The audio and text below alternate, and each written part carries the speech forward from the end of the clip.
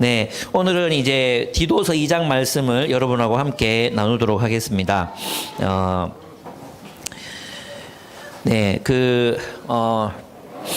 교회는 그 진리를 배우는 공간이어야 합니다. 진리를 배우는 공간이어야 합니다.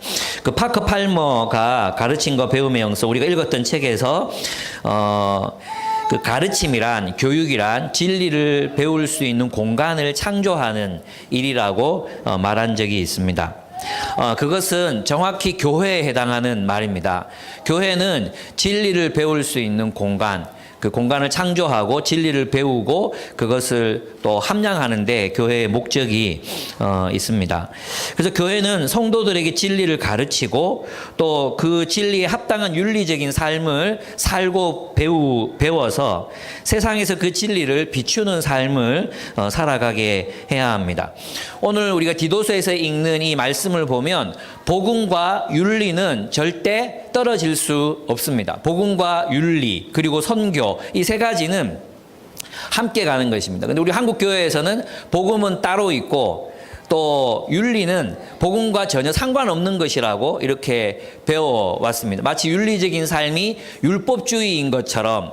그래서 하나님의 은혜로 우리의 죄가 용서되는 것에는 굉장히 많은 초점을 맞추고 또 집중하고 그렇게 살았지만 덕을 세우는 일, 윤리, 그 윤리적인 삶을 살아가는 일에 있어서는 우리가 등한히 했던 것이죠. 그럼 오늘 우리 본문을 보면은 건전한 교훈에 합당한 말을 해서 모든 성도들이 그 나이와 성별에 또 직책에 걸맞는 윤리적인 삶을 살아가라고 하나님의 교훈을 드러내라고 그렇게 지금 가르치고 있습니다. 다른 말로 하면 그리스도인의 윤리적 삶이 없이는 그리스도의 교훈이 드러날 수 없다는 것입니다. 그리스도의 교훈이 드러날 수 없다면 선교는 이루어질 수 없어요. 그래서 오늘날 우리 한국교회의 선교가 막힌 이유는 복음과 윤리 그리고 선교가 각기 따로 해체된 상태로 그렇게 지내왔기 때문이라는 것이죠.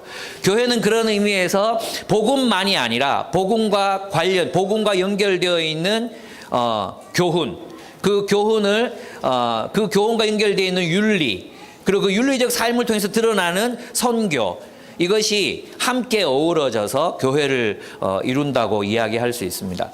여러분 생각해 보면 교회는 복음만 가르쳤던 것 같지 않습니까? 왜 윤리를 강조하지 못했을까요? 그것이 오늘 우리가 고민해 보아야 하는 그런 문제입니다.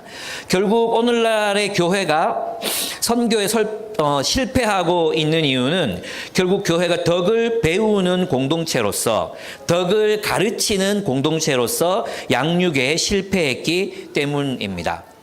여러분, 거짓 교사들의 특징이 무엇입니까? 오늘 본문에 나오는 거짓 교사들, 이 지난 시간에 공부했던 거짓 교사들의 특징은 그들은 그리스도인들을 가르쳐서 각 가정과 교회들을 열매 없는 삶으로 인도하고 있었습니다. 허무한 삶, 모든 가정들을 엎드려 치는도다. 그들의 가르침은 가정을 덕스럽게, 또 그들의 공동체를 덕이 있는 공동체, 윤리적인 공동체로 세우지 못했고 오히려 혼란을 가중시켰습니다. 거짓 교사들의 가르침은 그들을 따르는 사람들의 삶에 선한 열매를 맺지 못하게 했습니다. 그들은 극단적인 금욕과 할례와 그리고 신화를 가르치지만 그들의 삶에는 세상이 흠모할 만한 것이 없었습니다. 그들은 복음을 욕되게 하고 있었습니다. 오늘 그 본문을 그대로 1장 16절을 그대로 읽으면 그들은 입으로는 하나님을 안다고 말하지만 행동으로는 부인하고 있었습니다. 무슨 말입니까? 신앙 고백은 있었습니다. 신앙 고백은 있었지만 윤리가 없었다는 것입니다. 그렇죠? 신앙 고백은 있었지만 윤리가 없는 기독교, 그것이 거짓 교사들의 특징이라는 것이죠. 거짓 교사들은 윤리를 말하지 않습니다. 복음을 말하고 신앙 고백을 강조했지만 하나님을 안다고 말했지만 그들의 삶은 열매 맺지 못하고 있었습니다. 그들의 가르침은 선한 일로 열매를 맺는 일에 절대적으로 무능했던 것입니다.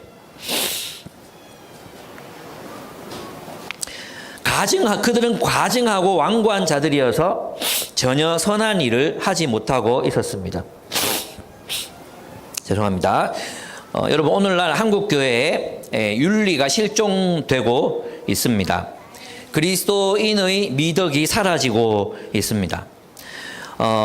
이것을 뒤집어서 생각해 본다면 그것은 어쩌면 교회의 건전한 교훈에 맞는 가르침이 사라졌기 때문이라고 이야기할 수 있을 것입니다. 오늘날 교회는 덕과 윤리를 배우는 공간이 되지 못하고 있습니다. 보수적인 신앙을 가졌다는 사람들이 혐오와 차별의 언어를, 또 정죄와 심판의 언어를 그렇게 너무나도 쉽게 내뱉고 있습니다. 어떻게 그렇게 끔찍한 소리들을 할 수 있는지 모를 정도의 이야기들을 마치 신앙의 이름으로 그렇게 내뱉고 있는 실정입니다. 윤리가 사라지고 있습니다. 저는 오늘날 우리 한국교회를 어지럽히고 있는 거짓 교훈, 아주 극악한 거짓 교훈 중에 하나가 바로 극우주의라고 생각합니다. 이들은 특정 지역 사람들 차별합니다. 마치 그 인종주의자들이 흑인들을 차별하는 것처럼 우리 대한민국에 있는 특정 지역에 살아가는 사람들을 차별하는 용어들을 남발합니다. 미개인이라고 부르기도 하고 폭도들이라고 부르는 일을 주저없이 서슴없이 그렇게 말합니다. 오로지 잘 먹고 잘 살게 해주었다는 이유만으로 독재자들의 만행을 감쌉니다. 기댈 데 없는 가난한 사람들에 대한 정책을 공산주의라고 부릅니다. 악한 재벌들의 악행, 저는 선한 재벌도 있을 거라고 믿고 싶습니다. 있겠죠. 예. 그러나 분명히 악한 재벌들의 악행을 비호합니다. 정죄와 심판의 언어가 이들의 사상과 말을 지배합니다. 그 위키백과에 따르면, 물론 위키백과는 이제 아마추어들이 막 해서 짜집게 해서 막 올린 백과이긴 하지만, 한국 극우주의의 특징은 극단적 신자유주의의 실현, 국가는 기업의 활동에 절대 관여하지 말아야 한다, 최소한의 관여만 해야 한다는 신자유주의 정책, 그리고 평등한 사회 질서를 거부하는, 심지어 목사님들조차도 평등이란 없다고 설교하기까지 합니다. 저는 그것을 제 눈으로 확인했고 또 듣기도 싸우기도 했습니다. 특정 지역이나 인종을 차별합니다. 여기에 빠진 기독교인들은 하나님보다 공산당을 더 두려워하고 가짜뉴스를 자신들의 성경 삼고 지만원을 자신들의 선지자 삼아서 전라도 사람들을 폭도로, 재벌들을 은인으로 모시고 독재자들의 만행을 은폐하는 일에 동참하고 있습니다. 저는 여러분 한국교회 그리스도인들의 삶이 성경으로 형성되는 것이 아니라 오히려 이러한 반공주의나 국수주의, 극우주의, 그것이 그들의 인격과 사상과 삶을 형성하고 있다는 데 깊은 우려를 포함합니다. 저는 이제 목사님들이 강단에서 이러한 극우주의의 폐해를 저는 선포해야 되는 때가 이제 왔다고 생각합니다. 이미 때는 늦었는지도 모릅니다. 그런데 안타까운 것은 많은 목사님들조차도 그것이 거짓 가르침이라는 사실을 분별해내지 못하고 있다는 사실입니다. 오히려 그들이 선지자가 돼서 더 많이 강하게 그렇게 얘기하고 있는 것이 현실입니다. 대구에 있는 큰 교회들에서조차도 마치 그것이 하나님을 위한 일인 양 그렇게 외쳐지고 있는 분별력을 상실한 가르침들이 난무하고 있습니다. 그래서 우리는 이 본문이 말하는 대로 건전한 교훈, 그 건전한 교훈으로 형성된 덕과 성품 그리고 윤리를 배양할 필요가 있다는 것입니다. 여러분, 왜 이게 잘 안 될까요? 왜 우리는 기독교인 그러면 예수 믿고 구원받고 천당 가는 것만을 목표로 하고, 왜 그 그리스도의 교훈에 합당한 윤리적 삶을 왜 우리는 살아내지 못했을까요? 세상에서 정말 그리스도인다운 사람들 그렇게 찾기가 너무 어렵지 않습니까? 이것은 교회의 실패입니다. 바른 가르침을 가르치지 못한 실패에서 비롯된 것입니다. 우리가 회개해야 합니다. 내가 회개해야 합니다. 그리고 좀 잘 가르쳐야 한다고 저는 믿습니다. 그래서 우리라도 이제 다시 시작하는 마음으로 이 복음을 제대로 알고 또 살고, 복음과 윤리, 선교, 이것은 삼위일체다, 떨어지지 않는다, 그것을 기억하고 살았으면 좋겠어요. 그래서 첫째로 보면 이 본문에 보면은 여러 계층들이 나옵니다. 근데 있잖아요, 이 나이 많은 사람, 나이 많은 여자, 또 젊은 여자, 젊은 남자, 노예들, 이렇게 여러 계층들이 나오잖아요. 이것은 디도가 목회해야 될 교회 가운데 다양한 계층들이 있었어요. 그러면 이 계층들의 사람들은 다시 교회로 흩어졌을 때 어디로 가야 됩니까? 자신들이 속한 또 직장과도, 고대 사회에서 직장과도 같은 그 오이코스 집단, 그죠? 내가 주인이라면 주인으로서의 나의 어떤 늙은 남자로서의 모습, 또 늙은 여자라면 또 어딘가에 속해서 예수 믿다가 여기 모여가지고 함께 예배드리는 사람도 있었을 거 아니에요? 이 교회 안에는 다양한 공동체 혹은 다양한, 오늘날로 말하면 다양한 직장 혹은 다양한 어떤 그런 가족 공동체에 속한 사람들이 모이고 있었거든요. 그런 그들에게 각각의 사람들이 각자의 일상, 각자의 일터, 또 각자가 만나고 있는 관계들 속으로 다시 들어갔을 때 어떠한 모습으로 살아가야 하는가? 다른 말로 하면 세상 속에서 그리스도인들은 어떠한 삶으로 이 교훈을 드러내고 또 그 교훈을 빛나게 함으로 선교적인 삶을 살아갈 수 있을 것인가? 거기에 대한 고민이 이 본문에 들어있다고 여러분 볼 수 있습니다. 앞부분에 장로들에 대한 그 덕들은 공동체를 세우는 데 필요한 그런 덕이었잖아요. 덕과 가르침이었잖아요. 그래서 오늘 이 본문은 세상 속에서 우리가 어떻게 윤리적으로 그리스도를 닮은 윤리적 삶으로 선교에 동참할 것인가, 그리스도의 교훈을 빛낼 것인가, 거기에 초점이 있습니다. 그래서 뭐 다른 제목으로 세상 속의 그리스도인 이렇게 묘사해도 좋고, 또 뭐 미셔널 라이프, 선교적인 삶을 살리면 어떻게 해야 되는가, 또는 빛으로 살아가, 세상 속에 빛으로 살아가려면 어떻게 할 것인가, 뭐 또 옛날 아주 고전적인 제목을 붙인다면 일어나라 빛을 발하라, 뭐 이렇게 붙여도 좋을 수 있는 그런 본문입니다. 저는 여기에 보면 남자들, 늙은 남자, 늙은 여자, 뭐 젊은 여자, 젊은 남자, 노예들이 나오지만, 저는 여기에 나오는 모든 그 윤리가 또 혹은 덕이 우리 모두의 전생애를 통해서 이렇게 나타나야 하는 그런 덕이라고 생각해요. 그래서 하나씩 이제 좀 살펴보면서 저는 전체 그리스도인들을 대상으로 이 모습이 드러나야 한다.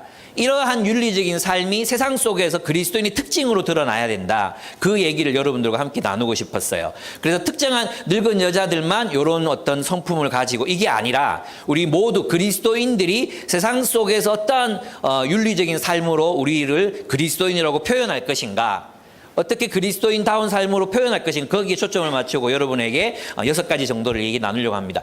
첫 번째, 재수야. 첫 번째, 저는 이제 건강한 지성으로 드러나는 삶이라고 여러분에게 얘기했어요. 건강한 지성으로 드러나는 삶. 이건 이제 늙은 남자들을 위한 건데요. 그 앞부분에 3가지 덕이 있었죠. 그 덕은 절제, 위엄, 신중이라는 덕이었어요. 근데 이 절제는 원래는 있잖아요. 술 취하지 않은 정신을 말해요. 술 취하지 않은 정신. 그래서 술 취하지 않은 정신인데 넓게 말해서 맑은 정신이라고 표현하거든요. 그래서 우리가 세상을 살아갈 때 가장 필요한 게 뭐예요? 맑은 정신이에요. 맑은 정신. 온전한 판단을 할 수 있는 그 판단력, 분별력, 그것을 갖춘 상태를 말하는 거죠. 두 번째는 위엄인데, 이 위엄은 있잖아요. 그냥 폼 잡는 게 아니에요. 이렇게 폼 잡는 게 아니라, 이 위엄은 가치 있는 행동과 태도예요. 그러니까 이 사람의 삶 속에 언제나 존경할 만하고 진지하고 가치 있는 행동. 그러니까 늘 뭐라 그럴까요? 가치 있는 일, 그죠? 다른 사람을 배려하고 생각하고 또 의미 있는 그런 일들을 선택하며 살아가는 삶을 위엄이라고 표현한 거예요. 위엄. 이 위엄은 존경받을 만한 행동과 태도를 말하는 거거든요. 그것은 결국은 이타적인 삶으로 나타나는 거겠죠. 그리고 세 번째는 신중이라고 표현했어요. 신중은 저는 지난번에 얘기했지만 선택 장애를 말하는 게 아니라, 너무 신중해서 짜장면을 먹을지 짬뽕을 먹을지 막 판단이 잘 안 되는, 신중하게 선택해야 돼, 이런 걸 말하는 게 아니라 그랬어요. 신중이란 온전한 판단이에요. 신중하고 사려 깊음을 말해요. 그래서 이 3가지 다는 결국 가만히 들여다보면 건강한 지성의 바탕을 두고 있다는 걸 알 수 있어요. 그러니까 우리 그리스도인들은 세상 속에서 어떠한 모습을 보여줘야 돼요? 건전한 지성을 가지고 살아가는 삶으로 우리의 모습이 드러나야 돼. 이 세 가지 미덕은 로마인들도 똑같이 이렇게 추앙했던 그런 미덕이에요. 이건 그리스도인들만의 미덕이 아니었어요. 그래서 로마인들도 이렇게 바라볼 때 저 미덕을 갖춘 사람들을 존경할 수 있는, 그리고 또 늙은 남자라면 저 모습을 가져야 된다고 생각했던 것이 바로 이게 절제와 위엄과 신중이었어요. 근데 절제와 위엄과 신중은 사실은 무엇과 관련되어 있습니까? 건전한 판단력, 분별력, 그리고 진리를 알고 그 진리를 따라 살아가는 삶과 연결되어 있다는 것을 알 수 있습니다. 진리를 따라 선택할 수 있는 능력, 그게 위엄이죠. 위엄. 그런 삶으로 우리의 삶이 드러나야 한다는 것입니다. 그래서 세상에서 살아갈 때 가장 중요한 게 지성입니다. 지성, 기독교적 지성, 분별력을 갖추는 것이라고 할 수 있습니다. 여러분, 나이가 들면 뇌 회로가 고정이 됩니다. 나이가 들면 뇌 회로가 고정이 돼요. 그래서 왜 많이 쓰면 쓸수록 신경 회로가 굵어지거든요. 그러면 대부분의 판단을 할 때도 늘 하던 식으로 판단해요. 사람을 볼 때도 늘 하던 식으로 판단하고요. 말을 해도 했던 말 또 하고 했던 말 또 하고 했던 말 또 하고 그래요. 그게 늙었다는 증거예요. 그래서 꼰대들은 자기의 방식만이 제일 올바르다고 생각하거든요. 그게 꼰대예요. 늘 했던 말 또 했던, 그 젊은 꼰대도 요즘 많죠. 그게 그러면 무슨 뜻이냐 하면, 우리가 올바른 절제, 위엄, 신중을 갖춘 건전한 지성을 가지기 위해서는 계속 진리에 따라서 우리의 이 뇌회로, 사고회로를 계속해서 발전시키고 확장시켜 나갈 수밖에 없어요. 그죠? 그러지 않으면 우리는 저절로 꼰대가 돼요. 여러분, 요즘 들어서 했던 말 또 하고 했던 말 또 하고 여러분 자꾸 그러고 있는 자신을 발견하십니까? 예, 그러면 이제 위기가 닥쳤습니다. 야, 내가 이제 내 정신이 늙어가는구나. 이 회로가 고착되기 전에 새로운 회로를 개발하셔야 돼요. 어떻게 해야 되겠어요? 하나님 말씀 깊이 묵상하고, 묵상할 뿐만 아니라 참으로 그러한가, 여러 신학자들의 책도 읽고, 또 뭐 해야 되겠습니까? 독서하셔야 돼요. 독서. 말씀을 연구하고 독서하느니 이것보다 또 여러 사람들과 대화를 나눠봐야 돼요. 대화를 나눠야 돼요. 자기 생각만 다 옳다고 갇혀 있는 이 상태로 머물면 안 됩니다. 그리스도인들은 그러면 안 돼요. 그리스도인들은 건강한 지성으로 계속해서 자신의 덕을 개발해 나가야 되는 사람들이에요. 아시겠죠? 그래서 그리스도인 그러면 무식하면 안 돼. 그리스도인 그러면 건강한 지성으로 뭔가 이 사람이 삶에 빛나는 게 있어야 돼. 빛나는 게. 세상적으로 봐도 이렇게. 아시겠죠? 예, 두 번째는 뭐냐 하면, 넘어가겠습니다. 신앙의 미덕을 드러내는 삶이에요. 그러니까 우리가 세상에서 있잖아요. 많은 크리스찬들이 교회에서는 믿음으로 살고 세상에서는 그냥 세상의 법칙을 따라서 세상에 잘 나가는 사람들을 본받아서 그렇게 살아요. 그런데 오늘 본문을 보면 믿음과 사랑과 인내라는 미덕을 늙은 남자들이 갖추기를 요청하고 있거든요. 또 배우게 하라고, 가르치라고 말해요. 그럼 믿음은 뭡니까? 믿음은 그리스도에 대한 충성이에요. 피스티스. 그리스도에 대한 충성. 그러니까 여러분의 직장에서 사람들이 여러분을 보면서 알아야 되는 게 뭐냐면, 저 사람은 예수 믿는 사람이라는 거 알아야 돼요. 저 사람의 최고 권위는 예수께 있다. 저 사람은 예수의 말을 듣는 사람이다. 저 사람은 예수를 정말로 사랑하는 사람이다. 그 충성, 예수의 충성된 삶, 그게 믿음이거든요. 그 믿음이 우리의 어디에서, 교회가 아닌 세상 속에서 불신자들과 함께 있을 때 내가 예수 믿는 사람에게 드러나야 돼. 그러면 어떤 방식으로? 사랑이라는 방식으로. 이 사랑은 아가페거든요. 아가페. 이웃을 사랑하는 거예요. 그래서 여러분의 직장 동료들이 여러분을 바라보면서 저 사람은 사랑할 줄 아는 사람, 나를 사랑해 주는 사람이라는 평가를 우리가 들어야 한다는 거죠. 어렵죠. 예, 내일만 쳐내기도 너무너무 바쁜데 내가 거기에서 누군가를 또 후배가 들어오거나 누군가를 멘토링 해주고, 또 주변에 있는 동료들의 일을 또 함께 나누고, 또 직장 상사를 성공시키는 그런 사람으로 살아가야 하는 거, 그게 사랑이잖아요. 사랑, 믿음과 사랑. 그 다음에 인내는 뭐냐 하면 소망의 다른 말이거든요. 소망하는 사람, 하나님의 나라를 궁극적으로 소망하는 사람은 인내할 수 있어요. 그러니까 이 말은 어쩌면 그 사회적 불의라든지 사람들의 부족함이라든지 이런 것들을 종말론적으로 소망하며 인내하는 거죠. 인내. 이것이 우리 그리스도인의 신앙적 미덕이라는 것입니다.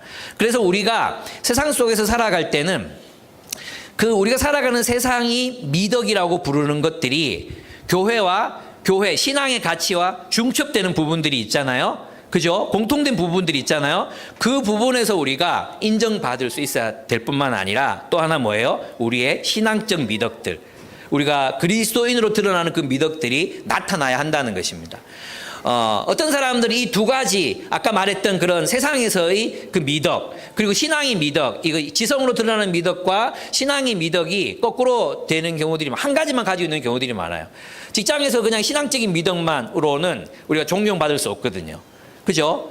또 그렇다고 지성적인 어떤 그런 세상이 인정하는 미덕들만 가지고도 우리 그리스도인으로서 삶을 드러낼 수 없어요.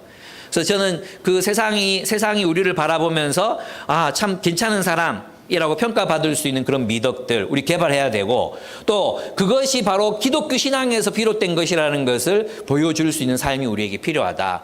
예, 그것을 여러분에게 말씀드리고 싶어요. 그래서 사도 바울은 지금 뭘 얘기하고 있냐 하면 어떤 교회를 세우는 데 있잖아요. 이 본문에 보면 로마와 그리스 제국에서도 중요하게 여겼던 미덕들이 젊은 여자들에 대한 미덕이나 늙은 여자들에 대한 미덕, 또 남자들에 대한 미덕 가운데 대부분이 들어와 있거든요. 이게 무슨 말이겠습니까? 왜 그렇게 하라고 가르치고 있습니까? 하나님의 말씀이 무시당하지 않기 위해서, 하나님의 교훈을 드러내기 위해서. 그럼 하나님의 교훈을 드러내기 위해서는 우리는 시대와 소통하고 있어야 돼요. 우리가 살아가는 역사적인 현실과 소통하고 있어야 돼요.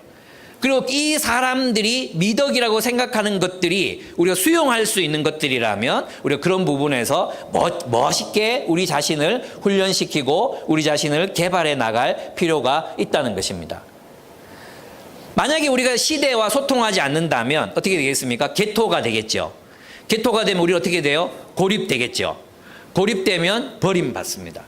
무슨 뜻인지 아시겠습니까? 근데 사도 바울의 전략은 고립되는 길을 선택하지 않았어요. 시대와 소통하면서도 어떻게 신앙적인 미덕을 그들의 언어로, 그들의 배경, 그들의 역사적인 배경, 사회적인 배경, 문화적인 배경 속에서 어떻게 이 복음이 말하는 이러한 덕스러움을 그들의 삶 가운데 이해될 수 있도록 보여줄 수 있을까? 그들이 이해할 수 있도록 내가 드러낼 수 있을까? 여기에 관심이 많았다는 것입니다. 우리도 그러해야 합니다. 그래서 우리끼리는 괜찮은데 세상과 소통하지 못하는 이런 의미에서 보면 이제 복음의 상황화라고 얘기하죠. 상황화. 그 상황 속에서 존경받는 그리스도인으로 인정받을 수 있는, 그것이 성경적이라면 그런 노력들이 우리에게 필요한 거예요. 여러분, 한국 교회가 가장 이제 한국 장로교회, 특별히 남장로교회가 대한민국에서 선교하는 일에 굉장히 성공을 거두었거든요. 그 이유가 뭐겠습니까? 그들은 노인들을 굉장히 공경했어요.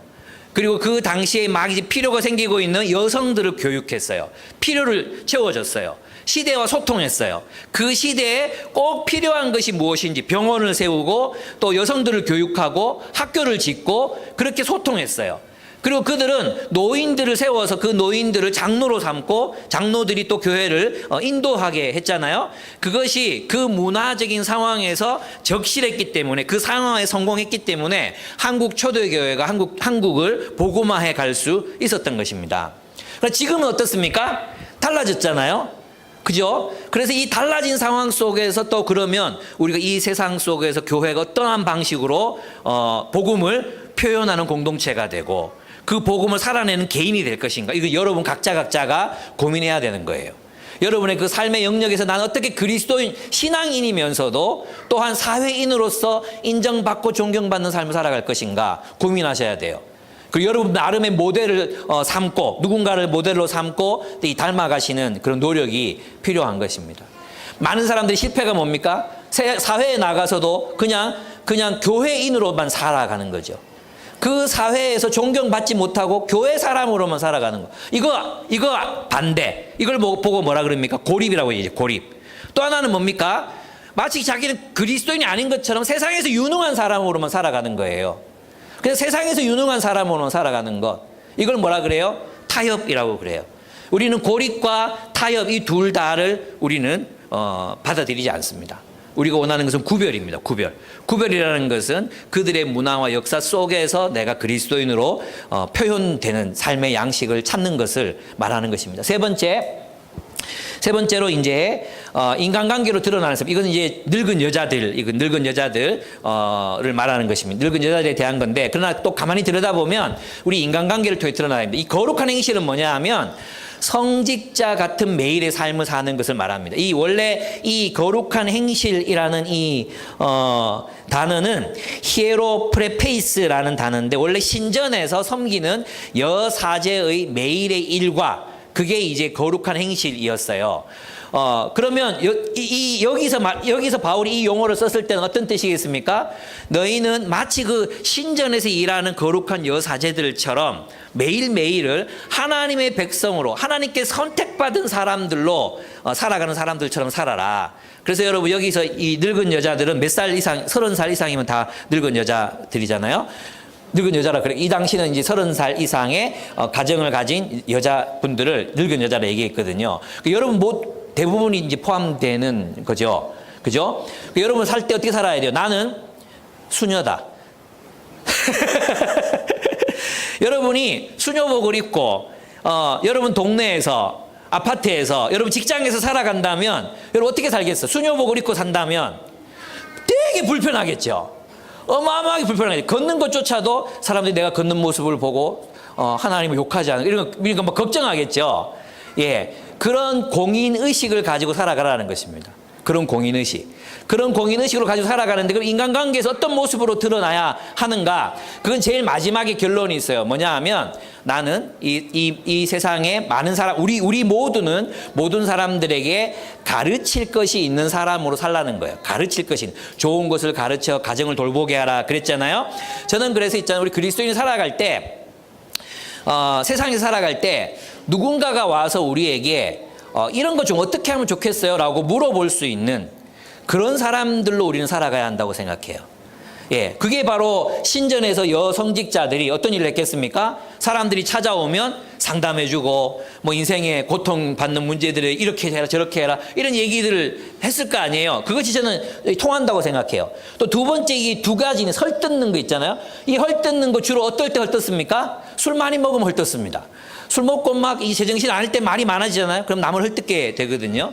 이런 삶을 선택하지 말고, 그리고 우리는 뒷담화에 절대 이렇게 동참해서는 안 돼. 그죠? 우리 그리스도인들은 뒷담화에 동참해서는 안 돼. 뒷담화를 주도해서도 안 돼. 예. 그리고 술의 노예가 되면 안 돼. 술의 노예가 되면 쓸데없는 말을 많이 하게 되거든요. 그러면 우리 어떻게 살아야 돼요?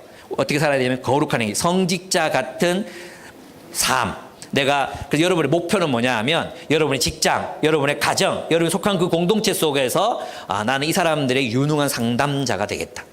이 마음을 가지셔야 돼요. 내가 이들이 인생에 어떤 어려움들이 닥치거나 힘든 일이 있을 때 나를 찾아오게 하는 사람들이 되겠다. 내가 이들에게 뭔가 가르칠 수 있는 것을 가진 사람이 되겠다. 그게 바로 그리스도인의 자세죠. 저는 이제 그런 고백을 많이 듣는 거예요. 리더 모임을 이렇게 몇 그룹을 하다 보니까 직장 생활을 하다가 막 힘든 일이 있을 때 자기를 찾아와서 하소연하고 또 뭔가 지혜를 구하고 이런 리더들의 고백들을 많이 듣거든요. 바로 그런 삶을 사는 거죠. 제 아내도 까치길집게 선생님 할 때 처음에는 왕따 당하다가, 그러나 꾸준히 그리스도인답게 15분 30분 전에 가서 청소하고 사람들 위해서 기도하고 이렇게 기다리니까 한 사람씩 와서 자신의 고민을 털어놓기 시작했거든요. 우리 그런 사람으로 살아가야 한다는 거죠. 그 다음에 이제 네 번째 그리스도인이 지금 우리 세상에서, 그때도 그랬고 지금도 그랬고 우리가 보여줘야 되는 삶이 뭐냐 하면 가정의 소중함을 지키는 삶이에요. 많은 사람들이 있잖아요. 가정이 소중하다고 말하면서 가정을 돌보지 않습니다. 그죠? 가정이 소중하다고 말하면서 사실 아이들 학원에 맡기고 아이를 기르는 일에 최선을 다하지 않습니다. 예, 남편을 또 존중하지 않습니다. 남편 아내를 또 사랑하지 않습니다. 오늘날 가정이 많이 무너져 있습니다. 우리 선생님들한테 물어보면 우리 반에는 이혼한 가정, 조성 가정의 아이들이 절반이 넘어요. 이렇게 말하는 선생님들이 너무 많아요. 점점점 가정은 파괴되고 앞으로 과연 전통적인 형태의 가정이 살아남을 수 있을까, 이런 생각이 들 때가 한 번씩 있어요. 예. 그러나 그리스도인들은 끝까지, 앞으로 이제 인공자궁도 나오죠. 인공자궁. 그 아이들을 대량 생산하는 그런 이제 공장도 만들어질 수 있대요. 그럴 때 우리 그리스도인은 어떤 삶을 선택할 것인가? 우리는 가정이 가장 소중하다. 그래서 우리가 이 이단들과 다른 게 뭡니까? 가정이 중요해요. 가정의 소중함을 지키는 거죠. 그래서 남편과 자녀를 사랑하도록 이제 키우라고 그랬어요. 그래서 이제 여기서 젊은 여자들은 결혼한 여성들을 말하는 건데, 이게 뭐 여성들만이 아니라 젊은 남성들도 마찬가지로 아내와 자녀를 사랑할 수 있도록 길러야 합니다. 여러분 있잖아요. 사랑은 소유나 집착이 아니잖아요. 정말 사랑할 줄 알아야 되잖아요. 근데 우리 아빠들은 자기 자녀를 사랑한다, 마음만 먹고 있지 실제로 사랑하는 법을 몰라요. 사랑할 수 있으려면 공부해야 돼. 자녀들을 어떻게 길러야 돼, 어떻게 훈육해야 될지, 어떻게 가르쳐야 될지 공부해야 합니다. 우리 아버지들이, 특별히 이 젊은 아빠들이 자녀를 기르는 일에 좀, 저는 자녀를 사랑하는 일에 좀 전문성을 가졌으면 좋겠고, 젊은 여자 주부들도 마찬가지로 남편을 사랑할 줄 알고 자녀를 사랑할 줄 아는 방법들을 배워갔으면 좋겠어요. 그 다음에 신중하고 순결하라, 이게 두 짝으로 되어 있거든요. 남편을 사랑하고 자녀를 사랑하라, 이게 하나고, 그리고 가정을 사랑해. 신중하고 순결하라는, 신중하다는 말은 건전한 판단력이라 그랬잖아요. 그래서 지혜롭고 순수한 상태를 말해요. 특별히 성적으로 순수한 상태를 의미하는 것이죠. 남자든 여자든 우리 모두가 공유해야 되는 저는 자질이라고 생각합니다. 그리스도인은 그래서 자신의 가정 생활에서 자신의 특별함을 드러내는 사람이에요. 그죠? 자기 가족을 참 사랑해. 이 가족을 참 소중히 여겨. 네. 그리고 정말로 소중히 여긴다는 것은 우리 시간과 직업을 통해서 어떻게 가족을 돌볼 수 있는 선택을 한다는 거죠. 아이들이 어느 정도 3살까지는, 그때까지는 어머니가 키우든지 아버지가 키우든지 그렇게 아이들을 정말 소중하게 여기고 양육하고 그냥 돌보는 게 아니라 하나님 말씀으로, 교훈으로 양육하고 키우는 일, 그런 일을 할 뿐만 아니라 신중하고 건전한 판단을 할 줄 알고, 그리고 성적으로 우리가 순결한 상태, 난잡하지 않는 그런 삶으로 우리는 우리 자신을 보여줄 필요가 있습니다. 그래서 세 번째는 집안 살림과 어진 사람이 되는 건데, 여기 본문에 보면 집안 살림을 열심히 하라 이렇게 돼 있어요. 이건 여자들만의 문제가 아니에요. 그죠? 남자든 여자든 우리 집안 살림을 열심히 해야 돼요. 예. 우리 형제들 청소 열심히 해야 돼요. 옷 벗어서 아무데나 벗어놓지 마세요. 예. 집안 살림은 아내들이 하는 거야. 그러면서 아무데나 막 여기 양말, 저기 빤스, 저기 란닝구 막 이렇게 벗어놓으면 그 죄예요, 죄. 뭐가 죄입니까? 그런 게 죄예요, 그런 게 죄.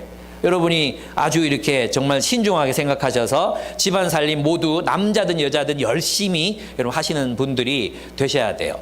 특별히 이제 여러분의 그 집안 상태를 보면 여러분의 영성을 알 수 있어요. 예. 여러분의 영성은 여러분의 집안의 모습이에요. 예, 그 집안의 모습. 예. 지금 딱 떠오르시죠? 그죠? 열심히 여러분 집안일을 하셔야 됩니다. 우리 형제들도 집에 가면 열심히 청소기 밀고 청소하시고 고양이 똥도 치우시고 배워야 되고요. 자매들도 마찬가지로 집안일을 열심히 하셔야 됩니다. 그래서 불신자들이 우리 집에 찾아왔을 때 이 집 참 깔끔하다, 단정하다 이런 느낌이 들어야 됩니다. 그죠? 쓰레기통이네. 이 집이 쓰레기통이야. 이런 느낌이 들면 안 됩니다. 예. 그래서 제가 아는 우리 간사님, 제 친구 와이프가 있었어요. 이분이 천성적으로 정리를 안 해도 스트레스를 전혀 안 받아. 그런데 문제는 뭐냐면 남의 집에 가도 자기가 어질놓고 와도 스트레스를 전혀 안 받는 거예요. 그래서 이분이 왔다 가면은 애기 똥기저귀가 주방 위에 막 식탁 위에 막 이거 누구 거야 하면 거기라고. 진짜 기도 많이 하시고 상담도 많이 하시고 이런 분인데 이게 안 되는 거예요. 그러니까 그 잘하는 모든 것들이 이렇게 실망스러운 거야. 이런 것도 배려 안 하면서 상담하는 이 말이 되나? 약간 그런 느낌이 드는 거예요. 근데 어느 날 이분이 말씀을 읽다가 깨달았어요. 그리고 어느 날 이 집에 이제 놀러를 갔는데 이 집이 너무 깨끗하고 단정해져 있는 거예요. 언니, 이제 아내가 물어봤죠. 솔직히, 이거 의외에 다 집이 왜 이렇게 깨끗하냐. 오늘 하루만 그런 게 아니라, 제가 어느 순간 깨달았는데, 복음을 따라 산다는 것은 자신의 주변 환경을 깨끗하게 하는 거라는 걸 깨달았대요. 예, 이것이 우리 연결되어 있어요. 그것과 영성이 무슨 집안 청소와 영성이 무슨 상관이 있느냐? 상관이 있어요. 예, 상관이 있습니다. 예, 그래서, 그렇다고 막 애기 키우고 젖 먹이고 그러는데 막 집안에 청소할 시간도 없잖아요. 그죠? 예, 그거는 누가 해줘야 돼, 그거? 남편이 해야 되는 거야, 남편이. 남편이 집에 들어왔는데 집도 청소 안 해놓고 뭐 했나? 이런 놈들이 있으면 저한테 고발하시기 바랍니다. 제가 야단을 치겠습니다. 그것은 남편들이 아유 하루 종일 애기 돌본다고 얼마나 힘들었을까. 그 청소는 여러분들이 하셔야 되는 거예요. 저는 못했어요. 미안해요. 제가 후회되는 것 중에 한 가지예요. 그게 젊은 시절은 나는 정말 헌신된 사역자였어요. 맨날 집에 들어가면 11시 12시였거든요 아내한테 미안한 게 많아요. 그래서 우리 젊은 아빠들한테 얘기하고 싶은데 여러분 지금 잘하셔야 됩니다. 지금 잘하셔야 됩니다. 그 다음에 이제 마지막으로 남편에게 순종하라 그랬잖아요. 여기서 말하는 순종은 절대적 복종이 아니라 자발적 순종이라고 모든 주석에 나와 있죠. 이 자발적 순종이 뭐냐면요, 이렇게 생각하시면 돼요. 그냥 남편의 필요를 채우고 섬기는 거예요. 여러분 있잖아요.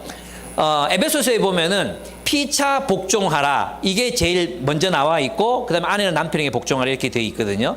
그래서 나는 이렇게 생각해 봤어요.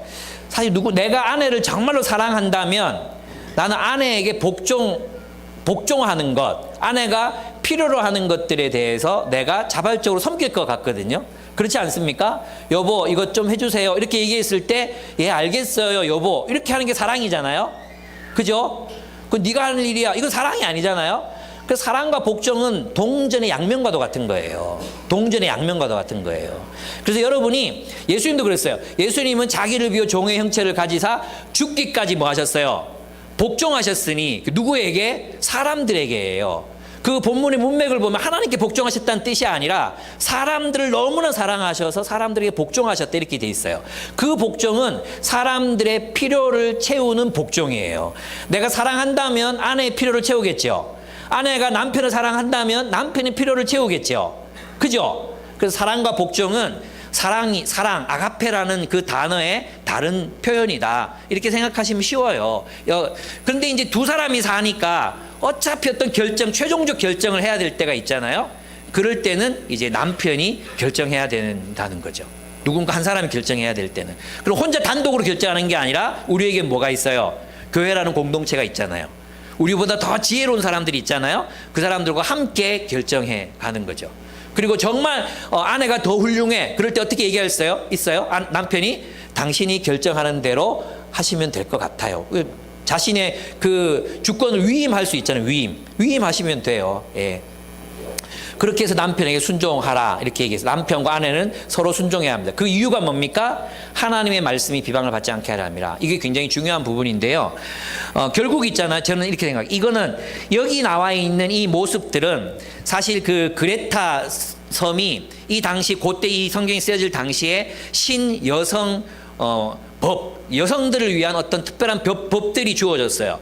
그 전에는 여성들은 상속권이 없었거든요. 근데 이때 여성들의 상속권이 생겼어요.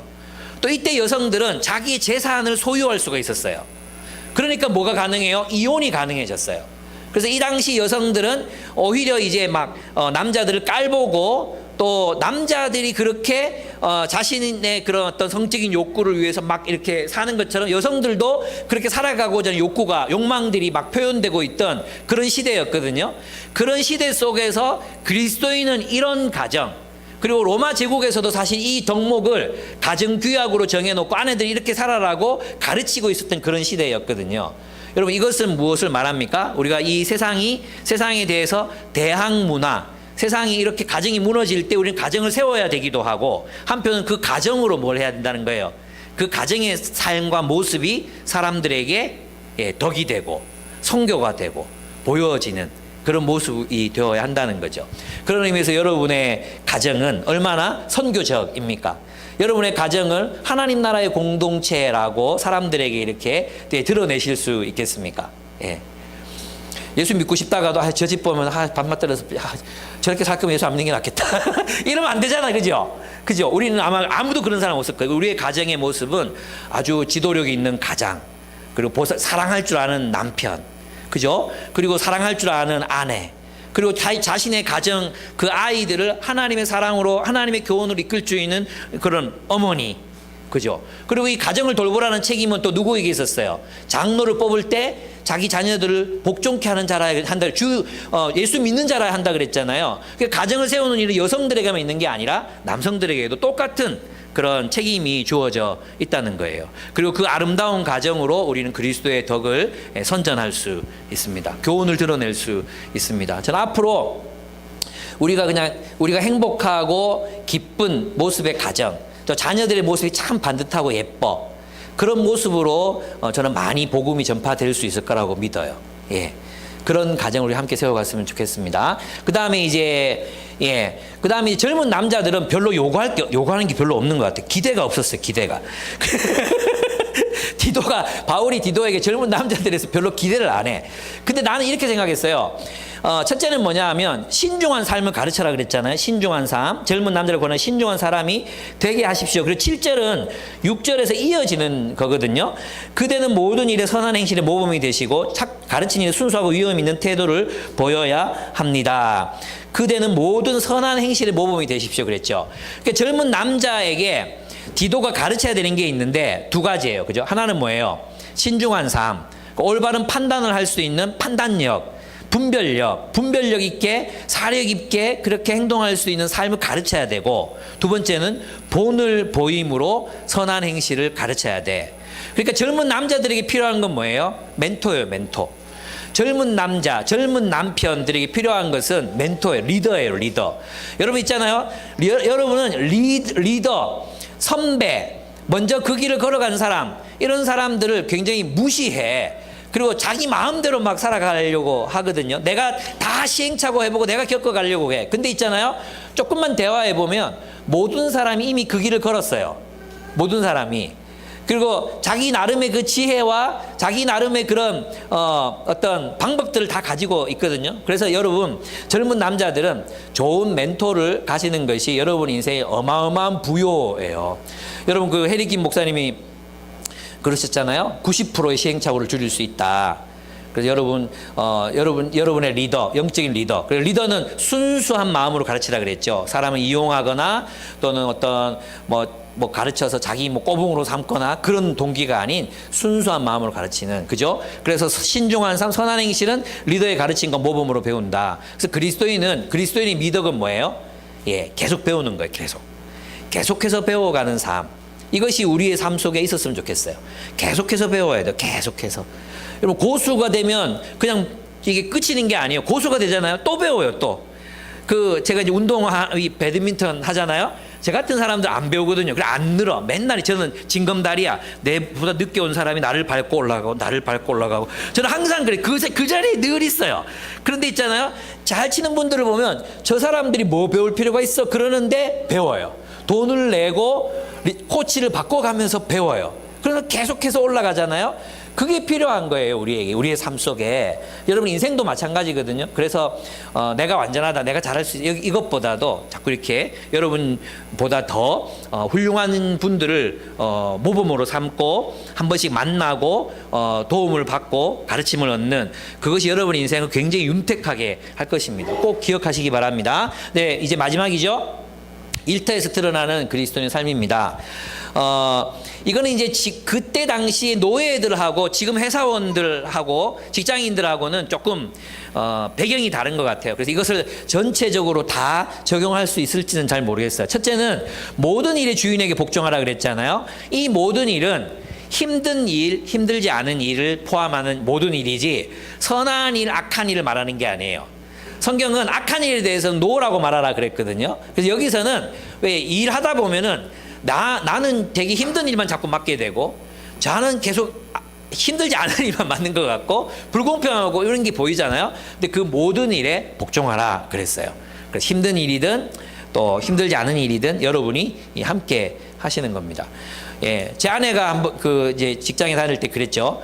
남들이 다 가기 싫어하는 농공. 그 농공을 성서에서 버스를 2번, 3번 갈아타면서 가가지고 애들 가르치고 아무도 안 갈라 그랬거든. 차도 없는데. 그리고 여러분 모둠 수업 해봤습니까? 그림책 막 잔뜩 막 이렇게 메고 막 버스 타고 이렇게 다니는 거 한번 상상해 보십시오. 겨울에.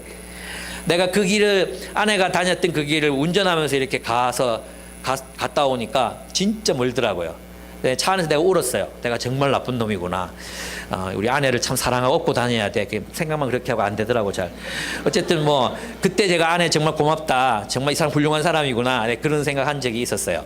예, 직장에서도 마찬가지. 직장에서 마찬가지 한다는 거죠. 주인을 기쁘게 해야 돼. 여러분 있잖아요. 이 비결이 뭐냐 하면 여러분 이제 그리스도인은 어디 가든지 남을 성공시키는 사람이야. 예. 여러분 무슨 일을 하든지 이제 그런 생각으로 하면 여러분 회사에서 인정받고 잘 될 수 있어요. 나는 나를 고용한 주인 혹은 사장을 성공시키겠다. 이 회사의 주인은 예수 그리스도이시고 그분이 나를 고용했다.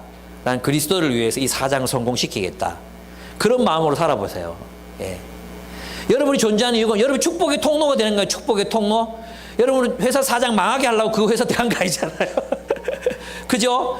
그래서 내가 있는 한 이 회사는 성공한다. 이 마음을 가지고 여러분이 그 회사 생활을 하십시오. 우리 장 집사님께서 이제 처음 보험회사 가셨을 때 그런 마음으로 가셨다고 제가 얘기 들었습니다. 이 회사는 나 때문에 성공할 겁니다. 이 마음이 여러분 모두에게 있어야 합니다. 사장이 뭐 내가 열심히 해도 알아주지도 않고 그 사장은 못 알아줘도 돼. 우리 진짜 사장님 있잖아. 우리 진짜 사장님. 예수님. 그분이 있잖아요. 그분이 아십니다. 그리고 그분이 인사이동 시켜요. 여러분 우리는 눈에 보이는 사장이 우리 모든 생사 주권을 가지고 있는 것 같죠? 아니에요. 모든 회사의 주인이 하나님이세요. 모든 공동체의 주인이 하나님이세요. 하나님이 인사이동 하시는 거예요. 세 번째, 말대꾸를 하지 마라. 그래서 말대꾸를 하지 마라. 그러나 이걸 조금 이제 상황이 달라졌어요. 그죠? 그래서 뭐 이유를 묻고 정확하게 이해해서 자신의 일을 하는 건 필요해요. 근데 왜 우리 안에 있는 그 거역심이죠. 거역심, 반항심 이런 거 있잖아요. 왜요? 약간 그 노예 근성 있잖아요. 노예 근성. 그걸 우리가 버려야 합니다. 그래서 뭐 말대꾸가 아니라 질문이 필요하죠. 질문. 일을 잘하기 위해서 하는 질문. 이런 건 필요하지만 이렇게 반역하는 거 있잖아요. 반역. 무슨 뜻인지 아시겠죠? 그런 말대꾸는 하지 말아라. 그 다음에 네 번째, 훔쳐내지 마라. 훔쳐내지 마라. 요거 꼭 뭐, 여러분은 그런 일 없겠죠? 이때는 뭐, 그때 뭐, 이렇게 주방에서 일하면 먹을 거 훔칠 수 있고, 뭐, 여러 가지 그런 상황들이 있었잖아요. 훔쳐내지 말라 이렇게 얘기합니다. 그 다음에 온전히 충성해라. 신실하라. 이 말은 피스티스예요. 그래서 이제 충성해라. 이렇게 이야기하고 있습니다. 왜입니까? 예. 이 바울의 관점에서 그 직장의 머리는 예수 그리스도이셨거든요. 그래서 주님께 하듯 하라. 이렇게 주님이 말씀하셨습니다. 그러나 그 직장에서 만약 불의한 일, 명백히 불의한 일을 요구하고 그럴 때는 우리가 저항할 수 있어야 한다. 근데 길이 없다. 도저히 길이 없다. 그랬을 때 우리의 역할은 뭐냐 하면 악을 경감시키는 일이에요. 악을 경감시키는 일. 예. 모든 회사가 다 불의해. 그럼 모든 회사를 다 그만두고 살 수는 없잖아요. 그럴 때 우리가 선택해야 되는 건 뭐냐 하면 차선이에요. 차선. 악을 경감시킬 수 있는 일. 예. 그렇게 기준을 가지고 여러분이 살면 제 생각엔 성공적으로 여러분 인생을 살아가실 수 있을 거라고 저는 믿습니다. 지금 오늘 본문을 한번 보십시오. 모든 게 뭡니까? 윤리죠. 윤리. 그래서 복음은 우리의 삶의 윤리를 통해서 드러나야 되는 거예요. 그리고 교회는 그 복음이라는 그 교훈을 잘 드러낼 수 있도록 교육하고 배우는 공동체가 되어야 한다는 것입니다. 그래서 교회는 우리가 직장 생활을 어떻게 해야 그리스도인답게 할 수 있는지, 어떻게 가정 생활을 그리스도인답게 할 수 있는지, 동네에서 어른 노릇은 어떻게 할 수 있는지, 예. 내가 속한 그 그룹에서 어떻게 리더십을 윤리적으로 발휘할 수 있는지 이것을 배우고 또 실천하는 공동체가 교회가 되어야 한다는 것이죠. 오늘날 우리 한국교회가 이 덕을 가르치고 성품을 배우게 하는 일에 실패하고 있다면 우리 어디에서 그것이 실패했는지를 돌아보고 배워가야 합니다. 저는 이것이 여러분 한번 생각해 보십시오. 술에 쩔어 있는 교인이 있어요. 디도가 맡아야 돼. 그러면 설교하기는 쉬워. 우리 절제합시다. 설교하기는 쉬워요. 근데 디도의 역할이 뭡니까? 그 술 취하에 있는 늙은 여자 혹은 늙은 남자 찾아가서 이제 술을 그만 드시고 절제하셔야 합니다. 이렇게 가르쳐야 된단 말이에요. 그러면 이런 덕을 배우기 위해서는 뭐가 이루어져야 돼요? 서로 간에 오픈 마인드가 있어야 되는 거죠. 서로 간에 오픈 마인드가 있어야 돼. 그래서 누군가가 주변에 있는 모든 사람들이 나에게 당신은 이런 면이 있으니까 이게 참 걸림돌이 된다. 고쳐줬으면 좋겠다. 이것만 고치면 너 정말 훌륭할 것 같아. 이렇게 얘기할 때 아니요, 저 안 그런데요. 이렇게 말하지 말라고. 예, 들으세요. 모든 여러분 주변에는 기쁨, 적어도 우리 기쁨의 교회 리더 모임이나 또 많은 사람들 옆에서 너 이런 부분에서 이건 반드시 고쳐야 되는 거라고 생각해라고 한 명이 아니야, 한 명이 아니라 2명 이상 얘기했어. 2명 이상 얘기했어. 그럼 어떻게 해야 돼요? 고쳐야 돼요. 아시겠습니까? 고쳐야 돼요. 여러분 죄는 뭐라고 했어요? 죄는 완전성을 주장하는 거예요. 죄는 있잖아요. 내가 완전하기 때문에 결함이 있을 수 없어. 그러면 결함이 없으니까 뭐 해야 되는 거야? 방어해야 되는 거야. 나는 결함이 없어. 네가 잘못 본 거야. 나 완전해. 이게 죄예요. 죄의 본질은 자기를 하나님 위치에 두는 거거든요. 그래서 죄인은 자신의 교만함을 깨닫지 못해요. 교만이 죄라고. 죄의 최고봉은 교만이라고요. 교만이 뭡니까? 난 틀릴 수 없어. 난 틀리지 않아. 난 실수할 수 없어. 난 죄 지을 수 없어. 이게 교만이거든요. 그러니까 자기가 딱 기준이 되는 게 죄잖아요. 그래서 여러분 이걸 깨뜨리려는 것은 공동체의 진실한 도전, 진실한 직면밖에 없어요. 그 직면이 있을 때 여러분 마음속에 뭐 나를 이해해 주지 못한 이 공동체 싫어. 그러지 말고 겪어야 돼. 그리고 여러분 베네딕트 옵션에서 보면 읽었죠? 안정성. 우리 공동체 한 공동의 뿌리를 깊이 내리고 수도원에서는 수도 서약 종신서원이라는 걸 하죠. 종신서원. 그 종신서원이 뭐냐 하면 평생 죽을 때까지 수도원 옮기지 않겠다는 서원이거든요. 그럼 그 수도원 살다 보면 별 희한한 성질 가진 사람들 많을 거 아니에요. 그죠? 그런 사람, 나 이 사람 때문에 수도원 옮기고 싶다고 또 옮기고, 나 이 사람 때문에 또 옮기고 싶다고 또 옮기고, 또 막 이 사람 너무 코 많이 고는데 밤에 잠 못 자게 또 옮기고 막 이런 식으로 옮기다 보면 이 사람의 인격은 성장할 수 없어지는 거예요. 그래서 제가 여러분에 말씀드리고 싶은 건 2사람 이상이 똑같은 문제로 나에게 얘기해 올 때는 내가 진짜 문제가 있는가 보다. 예, 생각하고 여러분 자신을 훈련시키는 길로 들어가는 것. 그게 우리에게 필요한 덕목입니다. 그래서 우리 배움이 일어나는 공동체를 세워갑시다. 제가 말하고 싶은 건 그거예요. 진리를 배우고 진리를 훈련하고 그 진리를 습득할 수 있는 그런 교회, 그런 공동체를 우리 함께 세워갔으면 좋겠어요. 그래서 기쁨의 교회, 왜 그런 거 있잖아요. 기쁨의 교회 출신이요? 기쁨의 교회 출신이세요? 김유옥 목사님한테 배우셨어요? 네, 그러면 우리랑 같이 일합시다. 이럴 수 있는. 예, 교회 다니세요? 그런 날 있잖아요. 교회 다니세요? 교회에서 리더 하세요? 그러면 당신 믿을 만한 사람이네요. 함께 일합시다. 이런 세상이 빨리 와야 될 거 아니에요. 그죠? 우리 그런 교회, 그런 공동체 지금 늦었지만 지금 우리가 그런 교회를 세워가는 일에 초점을 맞췄으면 좋겠습니다. 교회는 진리를 배우는 공동체입니다. 우리 함께 찬양하고 기도하겠습니다. 우리 몇 가지를 두고 우리 주님 앞에 회개도 하고 또 함께 간구도 했으면 좋겠습니다. 우리는 건강한 지성으로 절제와 위엄과 신중한 삶으로 다른 사람들에게 도전이 되고 있습니까? 세상 속에서 신앙인의 미덕을 드러내며 믿음과 사랑과 인내로 그렇게 살아가고 계십니까? 우리는 세상과 다르게 인간관계를 풀고 맺어야 합니다. 거룩한 행실. 여러분은 직장에 존재하는 성직자들입니다. 공인들입니다. 그래서 설득지 않고 술의 노예가 되지 않고 배울 것이 있는 사람, 좋은 것을 가르치는 사람으로 우리는 세상에 존재해야 합니다.